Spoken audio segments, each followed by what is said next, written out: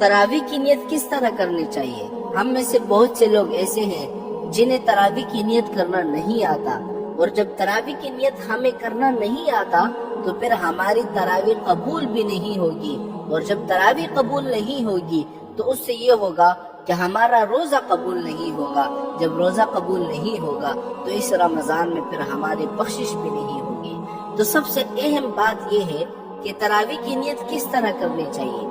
تراویح کی نیت یہ ہے کہ جب آپ امام کے پیچھے کھڑے ہو جائیں تو اس وقت آپ یہ نیت کریں کہ یا اللہ آپ کی رضا کے لیے تراویح پڑھتا ہوں، اللہ اکبر۔ سب سے پہلی نیت یہ ہے۔ دوسری نیت یہ ہے یا اللہ اس وقت کی سنت ادا کرتا ہوں، یہ دوسری نیت ہے۔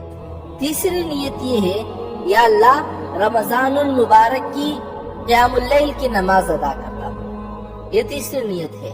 چوتھی نیت یہ ہے یا اللہ امام کی اقتداء میں تراویح پڑھ رہا ہوں، اور پانچویں نیت یہ ہے یا اللہ امام جو نماز پڑھ رہا ہے میں بھی وہی نماز پڑھتا ہوں۔ تو یہ 5 نیت ہے تراویح پڑھنے کے۔ آپ ان میں سے کوئی ایک طریقے پر عمل کریں۔ آپ صرف اتنا کہیں یا اللہ میں آپ کی رضا کے لیے تراویح پڑھتا ہوں، اللہ اکبر، آپ کی تراویح کیا ہو جائے گی؟ ادا ہو جائے گی۔